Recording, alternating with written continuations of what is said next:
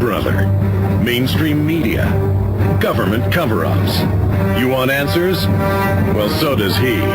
He's Alex Jones on the GCN Radio Network. And now, live from Austin, Texas, Alex Jones. Paul, I hope listeners realize you have links to the documents, public statements by the people and the foundations that literally set all this up. They admit it's a fraud. They admit it's a scam. They admit it'll kill billions, starve billions. This is their operation. And there's no doubt about this. So all the environmentalists need to understand the GMO and things like that that are real threats to humanity and the environment, that's all going ahead. Carbon dioxide is something that the Earth needs. Please continue. Go back to that Haas quote. Yeah, this was in a Club of Rome report, the first global revolution, 1991. He stated, quote, "State sovereignty must be altered in a globalized era, that a system of world government must be created and sovereignty eliminated in order to fight global warming as well as terrorism. Moreover, states must be prepared to cede some sovereignty to world bodies if the international system is to function." So there you have them admitting in their own writings that it was essentially seized upon as a phony crisis for the purposes of crafting their world government system. I mean, even as recently as last year, March 2007 Trilateral Commission meeting, we wrote a report about this at the time. You had the Peter Sutherland, the chairman of British Petroleum, an oil company, obviously, and the director of N.M. Rothschild and Sons, urging the rest of the elite in the speeches that they gave at that conference to seize upon global warming to institute new worldwide control measures, which again, you know, it contributes towards the same global government agenda of crafting those worldwide systems of control. And then they say in summation, though, in those quotes, that it is then to wage war on humanity. This is neo-feudalism. Yes, because the first quote was, "In searching for a new enemy to unite us, we came up with the idea that pollution, the threat of global warming, water shortages, famine, and the like would fit the bill. All these dangers are caused by human intervention. The real enemy, then, is humanity itself." So it's divide and conquer again. And now we have the Queen of England doing stunts where she won't fly somewhere and announce it, saying it's for the Earth, or Prince Charles and saying, we've all got to pay new taxes, and they're going to use that to build their world government. Folks, this isn't just about stopping a scam or stopping a tax. They want to use this money to build world armies, the secret police squads. They openly want the world government to then orderly kill you. Okay, they're doing it through the water, through the food, but they want to get right down to lining you up and shooting you and throwing you in mass graves. We're not joking. They get up and say, there's no plan for a world government. Doesn't matter if I'm the chairman of the CFR. I'll publicly write books saying I want a world government, but when you say I want one, I'll say you're a kook and the media will laugh at you. Exactly, and the propaganda that's pushing this is so intense. I don't know how bad it is in America, but in the UK, you watch television, basically every other advert talks about being green, and it's all being used as an advertising ploy. You've got soap powder ads, you've got laundry powder ads talking about how turning down your thermostat will help global warming be cured, and it's everywhere.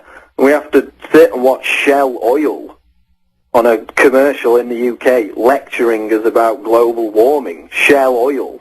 So, I mean, don't people see something wrong here if, you know, they tell us that carbon controls are going to stop the dirty oil men from polluting the planet and making vast profits, then, you know, why are those same oil men promoting the global warming propaganda? Because all it is, in their own documents, is a tax that'll go directly to them. Exactly. The same people created the peak oil scam in the 50s when they said that, you know, apparently the last drop of oil would have been produced, what was it, about 7-8 years ago now. We've already passed that point. And it was, again, the same people, the same oil companies. Well, it's part and parcel of all this. They just push the same agenda, and they've bound it into the 9/11 truth movement. They bound it into liberal movements. conservative movements and people just, like it's a religion, say don't question it. Folks, you better go read the documents. Exactly. For most people who attach themselves to it, from what I can see, having lived with some of them and been around them, and, you know, my brother's been around these kind of people as well, it's just an ego thing.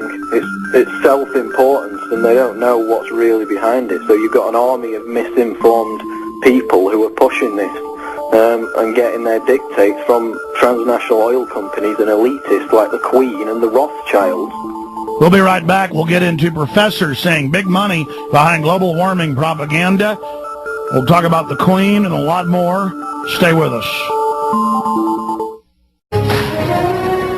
I love my family.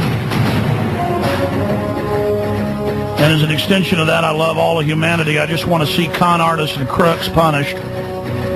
When you have hundreds of pages of Club of Rome, CFR, Bilderberg, CFR openly says they want to scrap the dollar by design to bring in the Amero, and then Fox News says we're conspiracy theorists, it doesn't exist when it's at CFR.org, officially put out by them, not just a paper, but their official policy. To know that they openly talk about how they're going to control every aspect of our life, bureaucrats ruling over us, the animal ID, the premises ID, where you make one wrong move, they take your farm or ranch, you basically sign control of your land over to them. Not even a law, they just threaten you and tell you sign it, and you sign it. To know all of this is coming into place, and the more taxes, the more funds they get, the more they're going to use it to control us. They're arming all the different forestry service and BLM with automatic and semi-automatic weapons. They're running around harassing everybody. It's just a reign of terror. And it's a new religion. They've brainwashed millions of college students who openly walk around saying we've got to get rid of the majority of people. We've got to kill 80%. I mean, I had Dr. Pianka's graduate students sending me threatening emails showing me, you know, links to, oh, you don't like Pianka saying kill 90. Well, here's a link to my PhD. I say all of us need to be killed, every human. And they're going to be your cops, your social workers. They're going to run all this, and the elite absolutely love it. And yes, Paul, it's not just in England. It's here, too. Let's finish up talking about their grand agenda. They're saying if you add on to your house in the U.S. or England or Europe, they're going to inspect it and give you taxes, what type of windows you have, taxes on every road with transponders, all roads to be toll roads. That's official 10 years ago. Now it's being announced. So that also tracks and traces you. But yeah, talk more about this Carnegie situation, because here it is. You've got links to their own document where they're saying zero carbon dioxide footprint. Well, humans exhale that. See, we are the enemy. We are the scourge. I mean, folks, you understand what this means, and I'm going to say it again. Dumping nickel, cadmium, and lead and toxic waste and things that you can't even imagine right into the ocean. All the things that they're doing. The genetic engineering already spreading, already taking over other species, already invading other plants, causing massive problems. These are life form combinations that have never existed. You know, there are hundreds of real environmental problems, but you'll find out it's the big globalists that are behind it all. They don't even care about the environment. It is a total con job. Now, again, they brainwash you with legitimate-sounding environmentalism for decades. Then they come in with their solution once you're sold, and they say it's carbon taxes. Paul, comments? Well, what I find interesting, as you've documented, is the link to population reduction, because you look at the quotes from these ecologists from the 60s and 70s, when, of course, the global cooling phenomenon was in vogue then, because, as we know, the Earth goes through cycles of heating and cooling throughout history, which is proven. And at that point, it was going through a cooling period post 1940 to 1975, which was coincidentally when, you know, carbon emissions were increasing at a rapid rate, proving the link is non-existent, that carbon lags behind temperature increase, as is also proven by the ice core samples. But then you had people like Paul Ehrlich, who was a German scientist who, like Mr. Al Gore, won the Nobel Peace Prize. and he was saying things like, in 1968, he said, in 10 years, in 1969, sorry, in 10 years, all important animal life in the sea will be extinct. Large areas of coastline will have to be evacuated because of the stench of dead fish. And that was supposedly because we were about to enter this new ice age.